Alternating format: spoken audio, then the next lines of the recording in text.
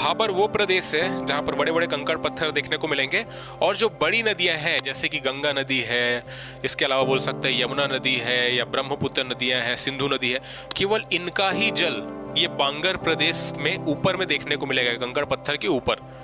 बाकी जो अन्य कई सारी छोटी छोटी नदियां हैं जहां पर पानी की मात्रा कम है, उनका जल यहाँ पर धरातल में हमें देखने को नहीं मिलता है। वो बेसिकली भाबर प्रदेश के नीचे से ही प्रवाहित होती है, और जब नीचे से प्रवाहित होती है तो कभी न कभी वो धरातल पर वापस प्रकट होगी। तो जिस स्थान पर वो वापस आएगी, इस स्थान को कहा जाता है तराई प्रदेश। ठीक है, ये वो प्रदेश है जहां पर नदियों का जल जो है वो फिर से आ जाता है, कहां पर, धरातल में। तो भाबर के बाद जो प्रदेश हम देखते हैं, इसका जो नाम है वो है तराई प्रदेश।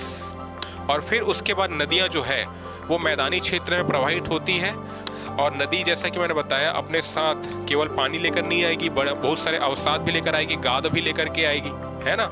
तो फिर विशाल मैदान का निर्माण किया जाता है नदियों के द्वारा लाए गए गाद से, जिसको हम लोग पढ़ते हैं ना भारत के भौतिक प्रदेश में सिंधु, गंगा और ब्रह्मपुत्र का मैदान। तो इन मैदान का जो निर्माण है गंगा, सिंधु और ब्रह्मपुत्र और उनकी सहायक नदियों के द्वारा ही किया गया है। उनके द्वारा जो लाया गया गाद है, उनके द्वारा ही इस विशाल मैदान का क्या हुआ है, निर्माण हुआ है। उसको हम कहते हैं जलोढ़ प्रदेश, है ना, यानी कि एलुवियल रीजन कहा जाता है, जलोढ़ प्रदेश।